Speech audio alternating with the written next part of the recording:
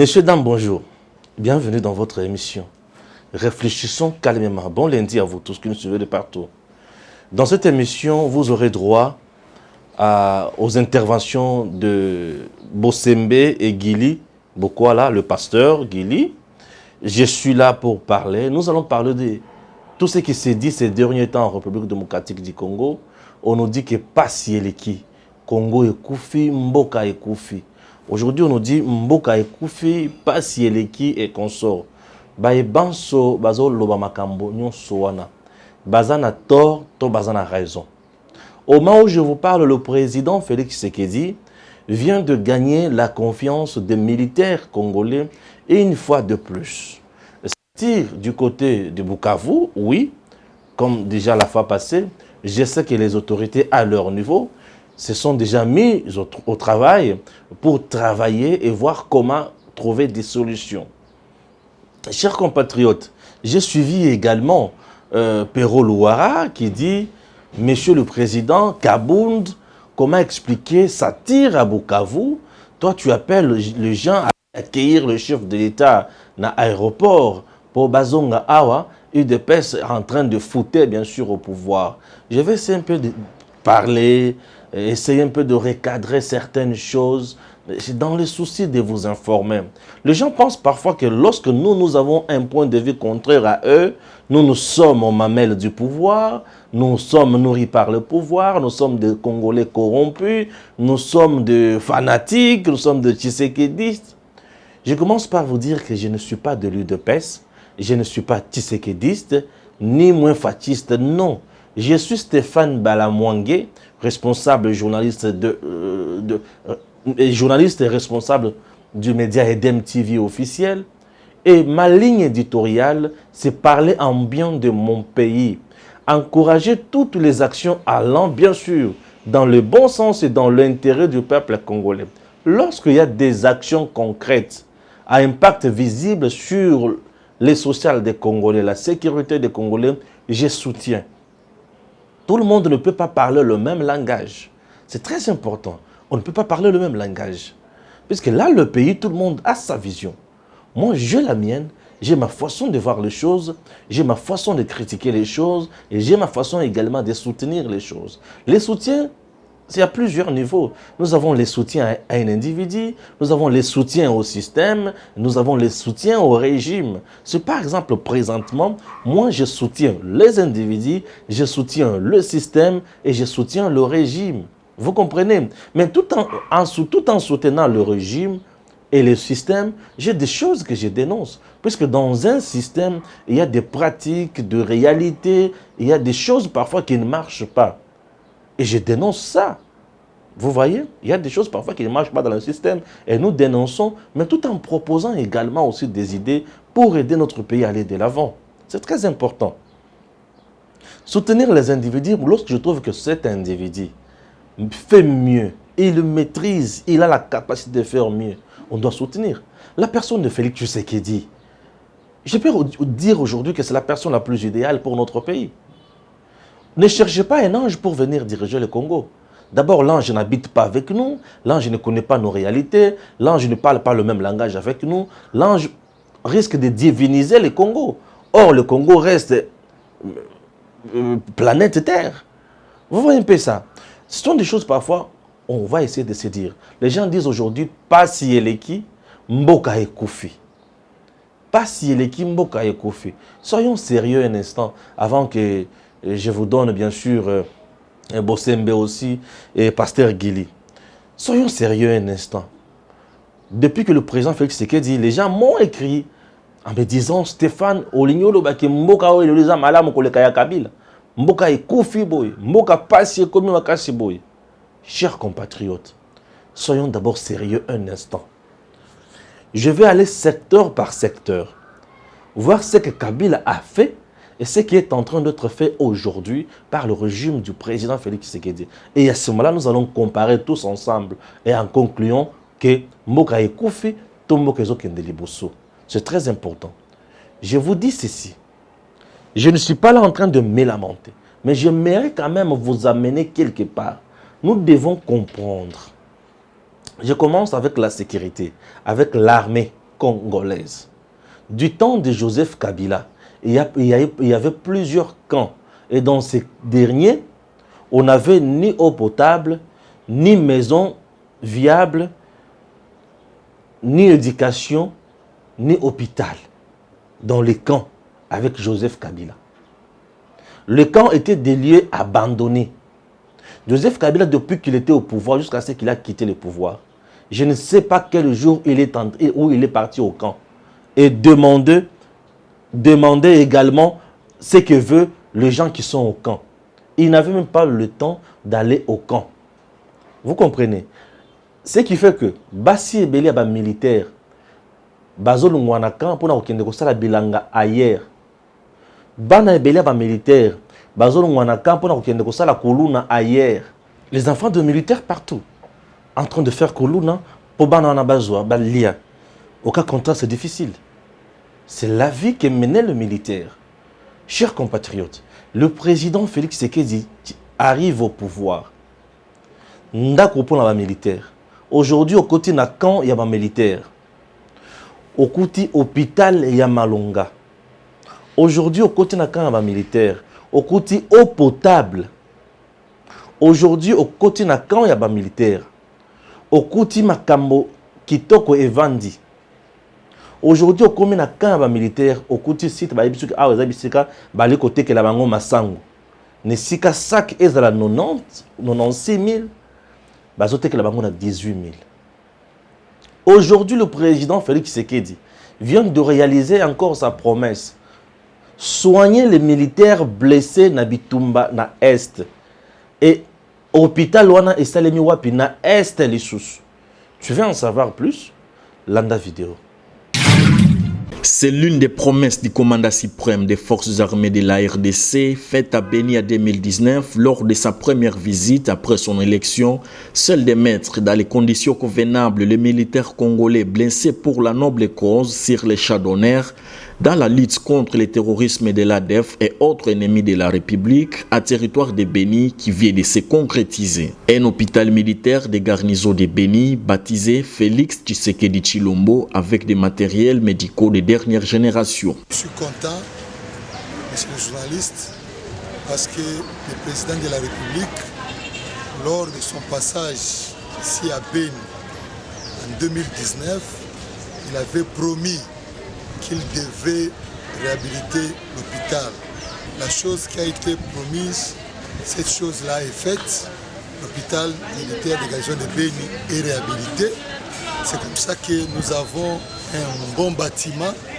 Un bloc opératoire avec des salles d'opération, un laboratoire moderne, imagerie, ECG et bien d'autres services connexes, construits sur fonds propres de la présidence de la République par l'entremise de la maison militaire et qui vient en appui au régime spécial de l'état de siège décrété par le commandant suprême des forces armées de la RDC. Vraiment, nous disons merci et merci aussi au chef maison militaire pour son appui parce que c'est grâce à son plaidoyer que nous avons tout ce que nous avons et sur le plan matériel et logistique, il continue toujours à nous appuyer afin que la prise en charge des malades et sur les blessés de cœur puisse être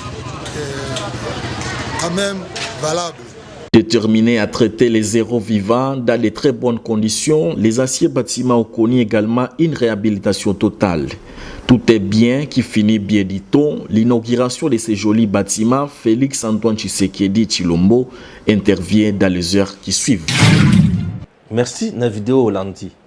Les gens qui étaient incarcérés avant Nakomakona, le président Félix Tshisekedi a démantelé un réseau mafieux Nakati armé. Minduki ebungaka, Teni ebungaka, Biloko nyonso ebungaka. Mbongo ebungaka, ba militaire o bali kosala penza musala ya solo, ba oza mbongo wana te bato musune muto bazana kati ya ko s'enrichir. Guerre na est ba komisa ngo commerce. Pour na piller ba minerai, alimenter les groupes armés et faire du n'importe quoi. Violer les femmes, enrôler les jeunes dans les milices et saboter l'intégrité du territoire national. Chers Congolais, Aujourd'hui, ok, na niveau, il y a prison. Ce qui est commis en prison, il y a un système qu'on appelle un vungule. Un vungule veut dire quoi concrètement? Les gens mangent comment là-bas? Au côté de la prison, tu es dans un endroit où et lokomoko ekoyelo ezaka maladie na liwa. Torture yandengi wana. Combien de politiciens aujourd'hui? Combien de prisonniers lelo bazana kati ya prison bazana kati ya kosebir ba torture ndenge zalaka na tango kala. Aujourd'hui la ministre même de la justice est allée tina prison pour na kosolola na bato wana kota la condition de vie wana pour voir comment changer cette situation. Na tango kala avec Tambe Mwamba na bato mususu. Ration ya ba prisonnier bazo yiba. Vous imaginez? Kolia ya ba prisonnier bazo yiba. Mutu soki batie na prison mboka na biso ezala susu na mobeko ya condamné à mort te akovanda kuna akosala vie et consort. Et tout le monde a écouté aussi là par de mesures de grâce puisque les centres il y a rééducation. Vous savez quoi? Ces gens-là étaient maltraités. Sillonnez les prisons de la RDC. Vous allez vous rendre compte que c'est plus que l'enfer. Suivez la ministre qui est allée là-bas et quelle solution propose-t-elle? Binonyo sotunde bovandi boye kasango ya vungule. Vungule wana ezalaki nini? Bakamati masango basangisi na madeso. Ndere papa bana kolia. Mukolonga la bani na ministère na bengi batu nyonso na ba fournisseur na ba gardien à prison. Na lobi na bango ngayo naza mwana ya ancien directeur ya prison Makala. Ngayo papa na biso abanako mema biso tozo kende ko visiter Makala ba dimanche. To banako kuta batu bazolia ba soso, bazolia ba nyama et il y avait le côté humain. Net ina sangi sibino boy. De mon mandat naningo yoka kombo ya vungule wana. Vungule ngo ezalaka nini? Babandi expliquer ngai. Ngambi bino nyonso tunde bovandi awa. Est-ce que bokoko liango? O bango moko balingaka ngo. Na bi na gardien en prison Makala. Ezala mbala suka na yoka ke balingaka ngo. Soki yo moko koko liango te. Na okendi mate ba oto tie kuna baliango. Na lingi Makala meni ya sika. Bob memelanga meni na yeba. Nini bakale ko ba meni. Mais nutritionniste aza kuna te mama Sylvie. Baza kuna. Bon là bazolo ba vungule wana nga lobi est-ce que c'est un repas équilibré? J'ai dit non. Na yebisi ba bon memelanga meni. Le loba koma kolia loso na madesu. Fufu na madesu na Thompson. Fufu na madesu na soso. Ba bazo koka loso te bazolia fufu na soso.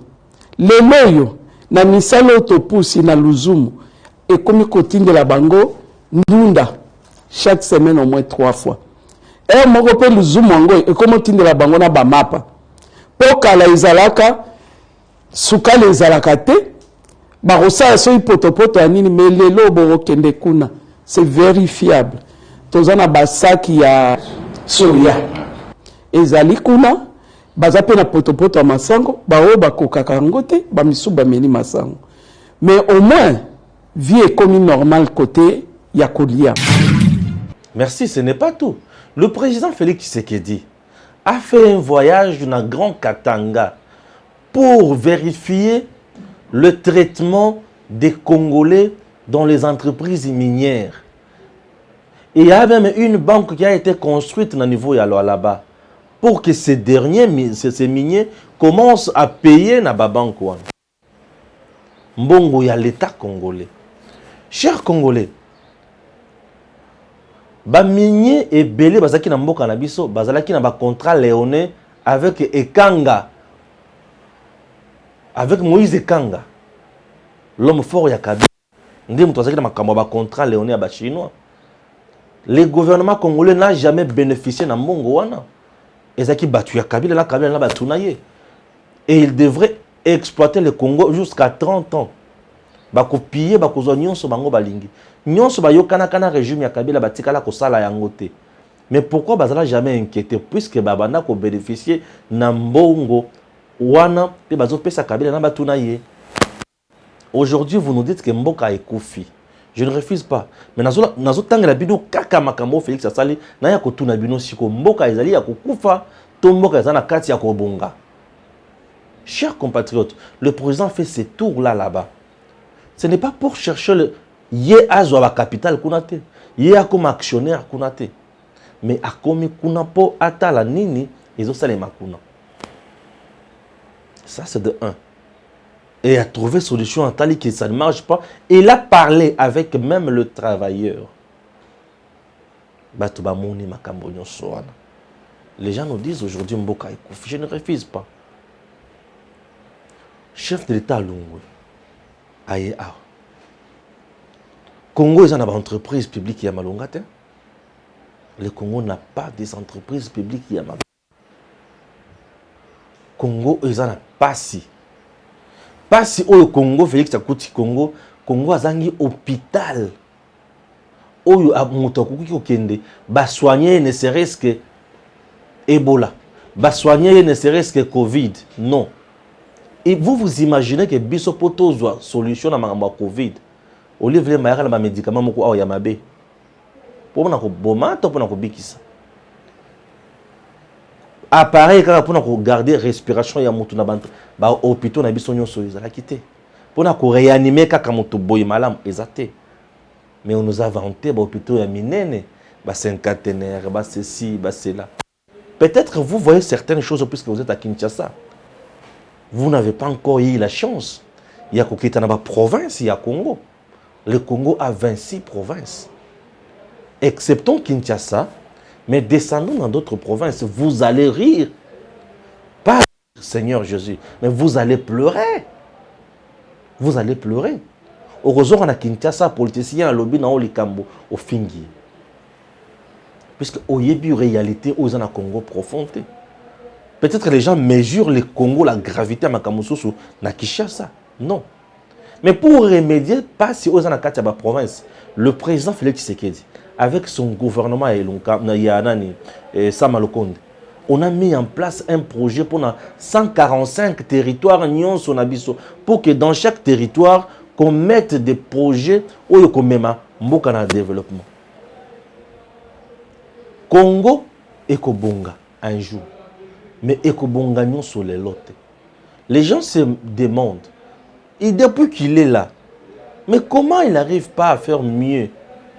Tala Bisika Azalina impact Balamoko. Vous vous rendrez compte que solution est au monde dans Balamoko. Mais Bisika Misusu Obozo Mona Likamozo Salemate. Mais posez-vous la question, qu'est-ce qu'il s'agit? Qu'est-ce qu'il faut là-bas? C'est puisqu'il y a un système. Le système est allé ensemble, bah pratique, bah réalité, le lingue est la makamo. Bato bazana ba service wana. Baza bato Kabila tika na bato ya Kabila na régime batika. Bango ba meseni na moyibi. Ba meseni na ko détourner. Meseni na ko sala mangamonyo sur me yamabe. Vous pensez que bakotika président a sala bola mo bango ba yibate. Le vol dans notre pays ou le détournement est comme un mode de vie normal et abattu belé. Il y a beaucoup de gens dans notre pays qui se sont enrichis uniquement à cause du vol. Grâce à vol à enrichir, il s'est construit des grandes maisons. Il a une vie hyper équipée. Vous pensez que Moutoune Tuowana est facile que l'ongola ait une vie na salité pour atonga et pour na école? C'est difficile. C'est difficile. Le président Félix Tshisekedi, avec son gouvernement, ils ont tout fait pour quitter sa billet et avion. Peut-être qu'il y a un voyage à Kamingité. Au voyage à Kamingité, qui va dire à ces gens-là qui nous dérangent. Au voyage à Kamingité. Et il y a des gens dans ce pays, pour ça l'activité normale, il faut voyager. Il faut à Kendemoussika. Il y a des gens qui prennent l'avion tous les jours. Plus de 20 ans au pouvoir. Kabila n'a jamais songé dans les caméras qui quitter son avion. On n'a jamais songé à quitter son avion. Dites-moi, chers compatriotes, aujourd'hui, je dis bien aujourd'hui, tant bien que mal, Mboka Ekoufi sikoyo na point nini. Mboka Ekoufi na point nini. Lelo bazoloba ke Mboka Ekoufi pasi eleki. Na tango ya Kabila na Mboka oyo. Yebisanga fonctionnaire congolais abana kofuta ma combien. Lelo bakitisi salaire na ye. Na tango ya Kabila na Mboka na biso. Yebisanga ye billet avion ezalaki na se lelo emati to ekiti na tango oyo Kabila azalaki na pouvoir na mboka oyo na bakabiliste nyonso bazotia na bino na mutuke mboka bato bazoyebisa bino ke mboka ekufi ezali bato babanda koyiba mais du fait que bamoni ke madusu nyonso ya moyibi Félix Tshisekedi akangi yango bazoyebisa bino ke mboka ekufi au moment où la banque aujourd'hui arrive ya kokoma na misolo plus de 3,3 milliards mboka ekufi au moment où ba compte ya bato banda kozwa $50,000 chaque mois balongoli yango na banque plus de 300 personnes banda kozwa misolo ya l'état kaka boye mboka ekufi kika ebini karobi na tango babengisi na justice aya ko justifier mbongo banda kolia azwi mutuka kimi yango solo mboka ekufi. Nous soyons quand même sérieux. Et vous allez me dire que Stéphane Azala ivresse y aller na tuna kayo bino ni mutu botila ga miliki na kopo na mela to baleki na bino mutu botila ga miliki na kopo na mela. Et lorsque je viens, je vous dis que mboka ekufite mboka et juste ko nzela po e kende liboso, les gens m'insultent. Mais vous êtes méchants, messieurs. Vous avez ndoki. Ndoki ne mutalika alinga ka évolution te. Aujourd'hui, il y a le programme, il y a 0 tour na Kinshasa. Tala ba tronçon neti bongo, ba tronçon lelo, ndenge ba ndeko salem. 3 4 jours, 5 jours, tout le monde m'a boulé belé ba ndeko zipama. Les gens me disent Stéphane, osa tshisekediste. Mais est-ce que na cause la sataniste? C'est ça. Si je suis sataniste, c'est bon. Lorsque je suis kabiliste, c'est bon. Ceux qui sont tshisekedistes, c'est un péché. Je suis congolais. Un Congolais qui réfléchit. Au moment où tu m'as un message, tu es idiot. Je comprends ton éducation. Il y a de ces Congolais, lorsqu'il est en perte d'argument, Ayebi et le Kokolobate, à mon que Makambolobi, contredire, il t'insulte. C'est une culture, c'est une civilisation archaïque. Insulter. Et lorsqu'on insulte, on a une très mauvaise éducation. Ici, il s'agit d'un débat d'argument. Nous sommes en train de parler de notre pays. Toi, tu penses que ce qui mboka ozana katia kokufa, moi, je serai là pour applaudir et dire, Monsieur le Président, continue à mboka pour bande konanga ba kufa. C'est ce que tu penses. Toi, tu penses que moi, je ne scolarise pas les enfants dans ce pays. Oui, mes enfants étudient aussi dans ces pays. Oui. Tu ne penses pas que moi, je dépense aussi l'argent pour leurs études? Parce que études, il y a gratuité, ce qui est dans un niveau assez. Aujourd'hui, la vie, c'est quelque chose de choix. Et ça, il moyen et belleté. Dans la société, tout le monde n'a pas les mêmes possibilités. Et ça, moi, mes enfants, dans l'école privée telle. Quel que soit le coût à Minerval, il va payer. Il a les moyens. Ce sont ses moyens. Il s'est battu pour sa vie et ses enfants. Et sa femme, sa famille. Et ça, il se sentir à l'aise. Il faut amer. Il est à l'aise. C'est sa vie, c'est sa vision. Dans la vie, il faut avoir le choix. Et ça, c'est mon choix. C'est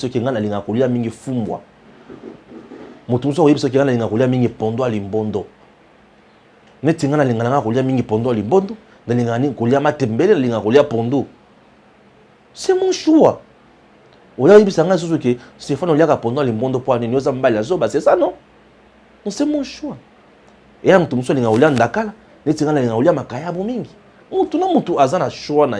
c'est ça la vie. Dans la société congolaise, rassurez-vous que tout le monde ne mènera jamais la même vie. Jamais. Jamais, je vous dis. Même aux États-Unis, il y a des gens qu'on appelle les sans-emploi. Mais à leur niveau, les sans-emploi sont payés par le gouvernement. Mais nous n'avons pas encore atteint ce niveau-là.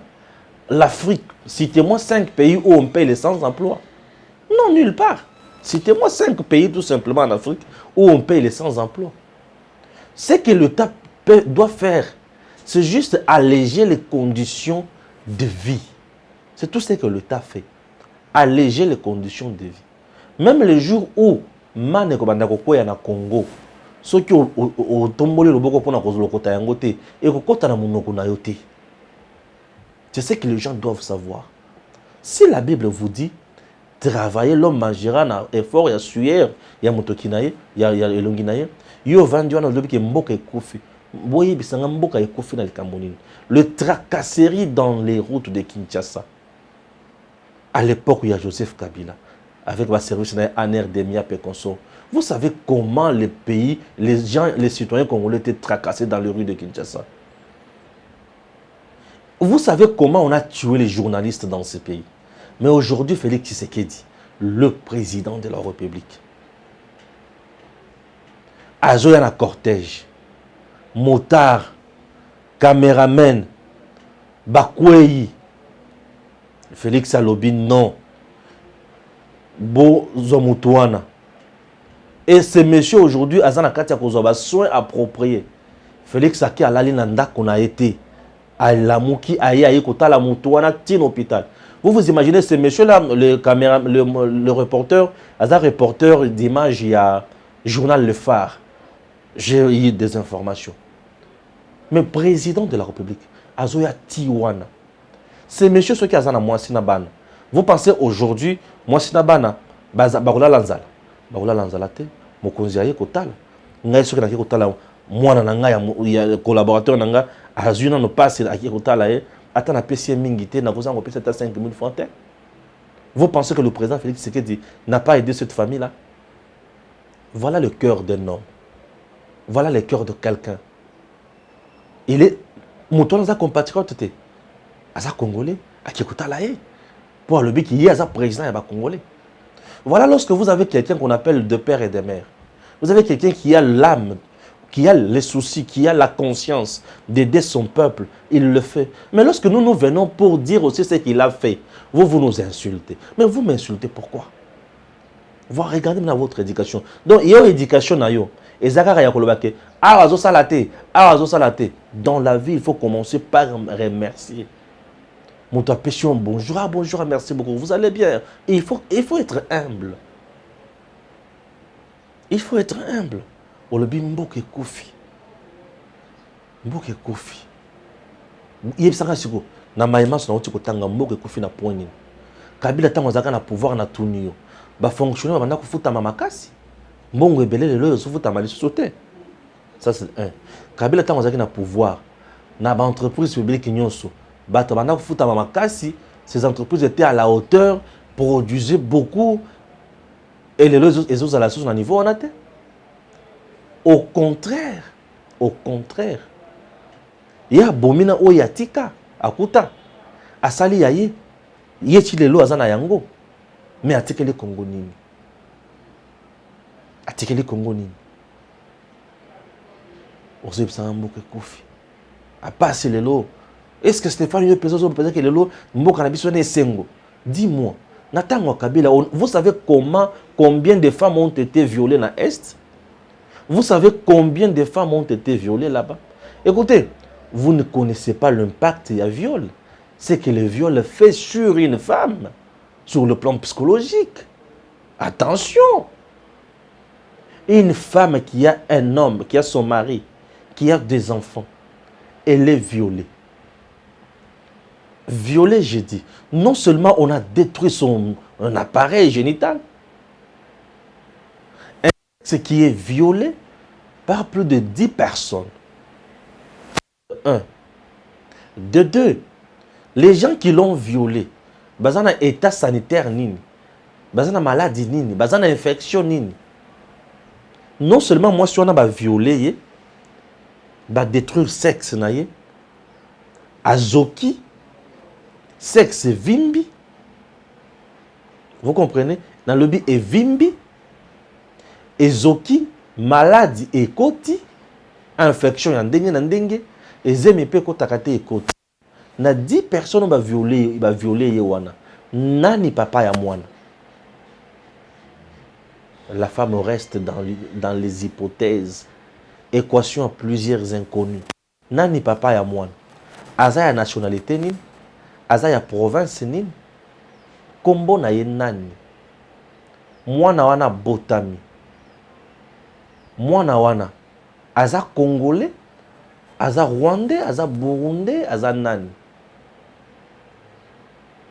Moi si wana tango azotala mwana wana aza na sentiment nini ke mwana nanga oyo aza ya fou ya nemba viola kinga. Une femme violée, c'est une femme sans valeur dans la nature, dans la société. C'est une femme traumatisée Bon, parfois, bozo ka viole na matouine. Bozo ka viole.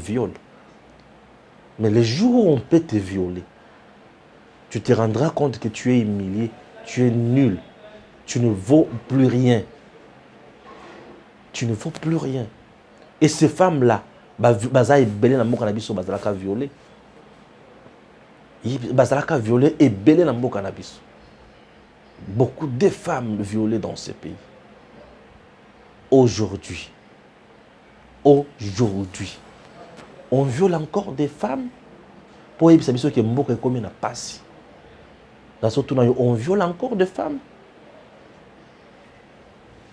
Poche d'insécurité et kozangate et kozala kaka. Puisqu'il y a des politiciens qui tirent profit na biloko wana. Et ça na batu ebele na poto na partout au ba tirer profit na biloko wana. Dire que le président Félix Tshisekedi ne fait rien, c'est être sorcier, quitter la sorcellerie. Dire que mboka lelo komi na pasi ozandoki tikakindoki ozana kati ko lakela biso mabe. Puisque aujourd'hui kota la mayemali ko salema na mboka na biso na bokonzi ya président Félix Tshisekedi, nous sommes plus qu'heureux. Suivez Guili et Christian Bosembe.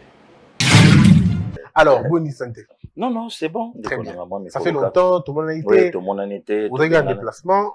Oui, yo Boujaki, on a peine à Boujaki. Dans les invitation, écoutez, on a un zéla, ok, yamba mokonzi. Oui. Donc. Milite na quel machine, mais na bangana no boita. Tout le monde qui n'a qui, il y a, en 2019. N'a qu'un normal, qui type l'aéroport et tout. Mais que tout le monde, ko bangana za qui n'ont habité. Vous avez dit, te moté mama beza tellement moi mingi, bato, ba, kotisi ba haine moko boy contre bato. Oyebi, na sala ki mission mo na uta olo bangabi, ba valeur ba papa Christian Bosembe de l'autre rive ezate. Au moins to kutana na kate sanga yo lubu yo teki mwambisi yo ya teki makwanga, mais to yeba na ka vraiment te. Ba valeur na bangambu mususu ezate. Et sur la bangi, pourtant, je ne pouvais pas avoir peur. Pourquoi Kobanga na quel machine ça 4 jours que vous avez évité. Oui, en tout cas. Oui, bah tu peux pas éviter. Oui, ngaga na ebaki. Bon, ma beza la guinine, ma beza pe que non mutu soit ko yeba mais à trafiquant on a ndenge na ye. OK soit. Ba benga kiyo, o monita ki tout ça donc nyoso ka que non, po yo poko taper na kata saki na bango. Donc to kokana. Encore il considère qu'il peut que non to alagi na 2 jours. Na président na maman je te dis et que yo zate na jour voilà ba te belé ba tuna kiyo mais ndeni to munika yo na Israël na ndeko fiston mais mutu no Bosemba za wapi ba yo ka kosa kuna au monité ba bengi ake kozwa donc on dirait ba tunyon sofoka que no ba pia bango ba so oui na sepela na interview moko na Otolanda il y a pas longtemps ya mokonza mboka mais et c'est les kaka nande que les airs abiabi mais tango tanga ka kombo mutu na pesa ka batu mbongo quelque part ils appellent propre pété na ye. Donc, batunyo soba bakeno do sokazana mutu, apesa ka batuana. Batunyo sote bapesa ba. Batunyo sopete bakota na bango na ba jemoko boyike, osana e ba jeo kende na ebo non. Donc biso papa Christian eza musala. Biso eza musala d'abord un ya olinga Congo. Na soulinya ke loko moko boye parfois bate belé ba o découvrir yo lelo. Au baby saboulono quelque part. Lelo patron ya chaîne wana. Lelo azana chef de l'état. Azape na kata nyo sakele. Patron ya chaîne wa bengana kayo. Na tan wana. Lelo asape. Donc ba te belé lelo ba pesi ba face na bango. Yo so pesa kango avant ezala ndenge za lelo. Et puis il faut dire lelo pasteur Guili. Bateau bazolo ba comme le donneur de leçons. Oui. Batouana la plupart d'entre eux, bangumba mela batokala. Bangumba mela boye batokala. Na lobby. Vous êtes journaliste, vous êtes écrivain, vous êtes pasteur, vous êtes s'occuper musicien et tout. Mais ngumba maka. Au moins lelo papa Christian de toza boye, toza na mutu moko te yangambo FCC akope sa biso leso. Te azate. Azate. Na kamwe na ota la vidéo ya mama moko, na saka vraiment mingi na respect ba mama. Alobi na lali na lotifier Franco. Vie Franco lobi na nga mende nyozo tika mboka boye. Mboka ezobeba me yo fo yemba. Ah, abi boka moite mikolo ta on a ko yemba, botu na ngate botu na vie Franco. Bon, moyen na répondre na nezate, puisque Bible lobi ba répondre ka motute avant yokaye. O sala acte folie na onzela na yokaye. Mais nazo linga na yebisa ye, mboka ebebaka depuis biso to abana mike à l'époque azai numéro 1 ceux qui a koyemba ba mama batindi biso to ke lolala po ba ebike akotombola bilamba kotika bulumbu na ye bato bakomona ngo o mboke bandaka déjà kobeba na temps wana mboke bandaka kobeba tango longoli mobala bato na foyer na ye au secrétaire ya komi ya yo combien niveau hein mais nalobi papa Christian donc mboke bandaka kobeba na moment mboka ibande déjà kobeba na temps wana obotole lenge ya bato na famille na ye na bana na ye okomisie ya yo mboke bande déjà kobeba mboke bande kobeba tango journaliste azoko koloba te le 3 novembre 2005 baboma Frank Ngike na mwasi na ye masa sebeta na mombele baboma journaliste na mwasi na ye mboke bande déjà kobeba mboke bande kobeba tango pouvoir à 18 ans etiki nécropole etiki mingadi etiki bakitambo etiki soy partout basala concession moko boyena un général au service ya président de la République et après quelques temps ba osuma yangwane banyo monana mboke bandara déjà kobeba oyebi lelo papa Christian tant na zoyo ka bato bazolo ba mboka mayezate mboka courant zate c'est comme si que depuis Félix aye nde courant bandi kobeba nde maye bandi kokatana même mata kulutu Martin Fayulu ayebi makambo yo comment de l'essage utapi comme la ligne 11 Euta wapi papa Christian Bosembe kobimisa ba câble ya courant na sama belé ko sala ngo ba raccordement libanda Euta n'époque à Félix non ba mapango ba 20 personnes quand le pongo moko Euti wapi donc papa Christian mboke bandi nde sikoyo donc moka e bandi nde sikoyo donc ndo moni mutu abandi koloba lobi non to sa eloko moko boye apa mais nazoka moi papa Christian Bosembe bato babito ko marcher pour mboke baby natali vidéo kabange numbi natangi na pasteur ya bango azalaka wana nani vie Théodore natali na koko nyangi ndenge bazo finga basango o biso na lomongo to lobaka do ba osaola kotola natawana prela vivaka jamais en sécurité lacrymogène ezobeta maman Santu Maria ba juillet ba bambi na mabele basang mumpe kufa nganga nzambe ba beti wani ezalaka problème te donc nazoka moi lelo papa Christian motema oyo ekoti na bato même temps bazolo tozonga lelo bolobi ya mboke baby wana tant na okipe loka lwambo wana oui na mitune loko moko mais l'homme bandi ko mba mboke baby mais depuis le matin en vie mais justement mais c'est quoi mutune les sous-boy tozaki tona na 96% ya chômage au ezalaki bilan il y a 18 ans au pouvoir voilà 96% j'ai camine koufi miba et koufi voilà ba entreprise de ce koufi voilà ba port illégaux et botami gabegie financière et salimi tout le bani ba million de ale mulombo bi makambo voilà lombo bi makambo ya mora STT l'homme lui a tout Atika Makambo Franco est parti le 12 octobre 89 oui. Donc Makambo yo ya multipatisme et y après y au 12 octobre 89 mais nalobi tokutani ne sangate tokutani ne sanga mutumuka la muki lelo et pour le baké année 89 on est année oyo bato makasi ya mboka bakufaki Cardinal Maloula Bandino Kokufa le 14 juin, il y a même année, quelques mois après Vieux Franco, Tobandi année 90, Tobandango bienté. Déjà, na janvier, on a le 15, artiste et musicien, il y a Kitoko Maman Azalaki. Pongolov? Oui, Pongolov. A Koufa le 15 janvier 90. Vieux Ballet Mondial. Acteur, il y a groupe Salon. Oui, Vieux Ballet Mondial janvier, le 15, Maman Pongo, le 20 janvier, vient Abisso Équateur, un pompo. L'Ouaï. Donc, voilà. Donc, il bandit Kolanda. Franchement, après, monsieur Famé. Donc, tous les. Oui, bi que docteur Maïla Tuninga jour wana. Oui, bi na yeba vie na nga na ba etana yitu. Na yebi vie na beta tout. Vie mabinga na série abi petit. Ba date pesaka e vandaka wapi. Ngapi te vie zanango. Ezali. Oui, mutumo vende yo ba gilito na ba sa ba jeu. Ya o ba date pesaka. Non, a ebité, yeba sko via surtout kaka na zo répondre cardinal Mbongo. Erake mamba vie sassou. Nemsenga bi mais non. Prela, yo ke pas vie sassou, il fallait ndeko na yo cardinal a yamba yo. Mais surtout que komi kuna okuti cardinal te ya yambio, mais tout na ye. Emile Biayenda kufa na 50 ans. Congo-Brazzaville, c'est le seul pays, papa Christian, en Afrique et Boma cardinal na Massassi. Oh. Le 23 mars 1977. Il faut un téléphone dans un Pambolanga, il connaît Bolanga. Voilà, dans 50 ans. Né en 1927, à Koufi, dans 77. Parce que tant que ko senga conseil, na mutoyo, na semaine moko, 3 autres personnalités.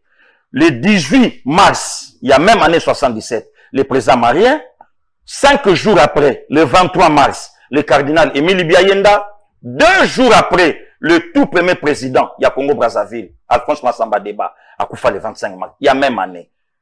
Parce que yo ke ko senga toli na mutoyo, azane lo côté à kope sayo, na o ya viva kona. Aye na pouvoir depuis le 5 février 78, atiki pouvoir na 92, baba traîna Pascal, a zongi na 4e année, il y a une année aussi sa mandat Lisuba, a botoli pouvoir depuis 97, il est le 24 ans. C'est là, je vais frapper sur le pour amoni ali ko do kende MB. No pambolanga mon cher. Non, ça les locaux en pleine émission. Télémi. Frapper ça. Hein? Frapper ça.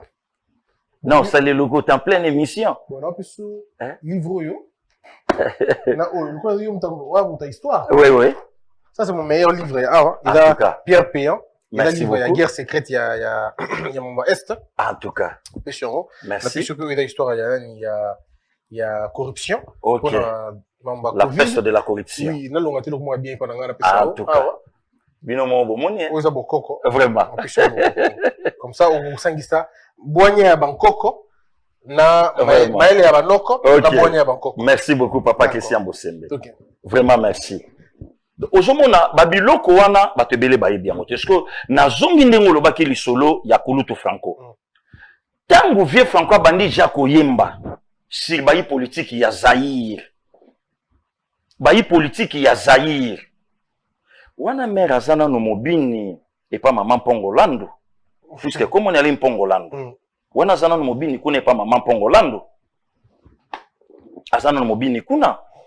So ba valeur o kulutu Franco atike la biso. Est-ce que ça les ba valeur wana? Et puis non valeur il y a Franco faut hotel la paix bien. Mais justement mon sou Franco il y a normalité. Oui, il y a bâton il y a bon fait disons mais on peut aujourd'hui en parler mais on va citer vraiment embêté. Voilà. Ils peuvent pas dire ça. Voilà. Donc les lotang ozolo baké debout congolais. Peuple Téléma Mboka Ekoufi. Mais aussi à Téléma Kana debout congolais. Le 25 mars. Bobo Maye. Deschade. Thérèse Kapangala. Il y a tellement pas sauvé de Kosovo. Thérèse Kapangala le 21 janvier. Bobo Maye. Daniel Botet, il est Kinanga le 6 juillet 2008. Bobo Maye. Chebe Yakoufa. Chebe Yakoufa, papa Christian Bosembe. La nuit du 1er au 2 juin 2010. Yena Fidel Bazama. Bango nyonso pe ba Téléma kaka non na kaka de Congolais. Peuple Téléma. Est-ce que Erwana Mboke zalaka bien? Et baby lelo? Et baby lelo? Donc, tala lelo, papa Christian Somo na haine. Ole mutu, atala simana lobite. Bomoto nga na otambola nango ne loko abatu mabe, natika te. Donc, mutazo linga asa eloko moko boye, po azonga na scène ke, botala ningi Mboke komi. Non, nga kutu na linga kyo lobate, nazo yemba nzembo, nabimisa accord. Oye, bombama, nga siko na oyemba ngo na nzembo. Alors, tous les gens disent, peut-être. Voilà, justement, donc, dès qu'on a l'obaïke, tout ça, c'est l'ensemble bima poto. Alors, le cardinal Ambongo. Oui, papa. A lobby quand même insécurité, parce que, ndakuna ye, la gimbe menacé. Bah, tout bakena ndakuna. Et puis, il y a lobby qui a ébi place matara Baouta. Baouta qui a puis banana chofa qui bango. Est-ce que, bon, comme il y a bino IDPS, na église catholique, est-ce qu'il y a rupture et salmi pénalité finalement? Non, non, il n'y a rien. Papa Christian Bosembe. Tala, erreur à cardinal. Cardinal a lobby va poser question. Relation na yo lelo na mokonza mboka. Abi, y a pas de problème. Dans la présidente de la République, Toza, très bien. Nalanda Chole, puisque na komi na moi soni na cha kombo abeli boso puisque c'est un collègue politicien. Comment ça ouais non mais to sani musa tete ndenga sana poto wana ake makambo église te ake ko yambisa bande ko yesu te polobi bokonza likolo bakota ake ko sala songi ndenge nini bo barenzela na Denis Kadima. Donc mon père songi ya ko sakana te. Donc tu vas dire le second tobo. Donc ndé musala o bango bake ko sala kuna papa Christian Bosembe. Donc lelo na komi na soni na benga po ebonga o ya zalaka ona. Il y avait un certain Abbé Léonard Santedi. Papa tike bonga na kimia. Yo ebina muto abesho la a remplacer. Oh, mais papa Christian, bonga kimagi débat pour nani. Eh ben na obattre. Est-ce que biki na TV na ngai on a sali o TV na ngai TV na yo. Oui. On vous un espace moi ya parlons histoire. Oh. Histoire o ya penda wana o betel biso histoire. Toyoka histoire na badat. Omoni ndenge to fandi bwekulu to Jean-Louis Chimbalanga place à fandi azo sepela. Ah, Jean-Louis Chimbalanga. Oui. Oui biki ya moko ya mayele ya bwanya. Très intelligent. Donc afandi azo sepela. Ayebi makambo lelo tozoloba. Oyebi ke les Kambwa cardinal et puis biso moi passé. Papa Bosembe na zonga moi c'est mamuke. Tate Episcope alobi tokoya na passation ya pouvoir était le 24 janvier 2019 pour na nini pouvoir oyo eza ya moyibi. Ba ya pété. Akena TV5. Alobi c'est Martin Fayoulou nde mutalonga ki maponomi. Mais brandir biso ba preuve alobi là il faut demander à Bécholé. Batuna Bécholé a Béchola kosa tozala ki na 40% totinda ki batuna biso or na 40% c'était Fachi qui chapeautait le kutape a Bécholé la kosi batu keno ba payande batu batindela ki biso ba téléphone makambo belé or ni solo wana 10 millions de dollars américains et uta na Goma moto ayaka nango en espèce comme petit Kinshasa ba téléphone oyoka ba téléphone uta potote ba sombaka ngo awa na Kinshasa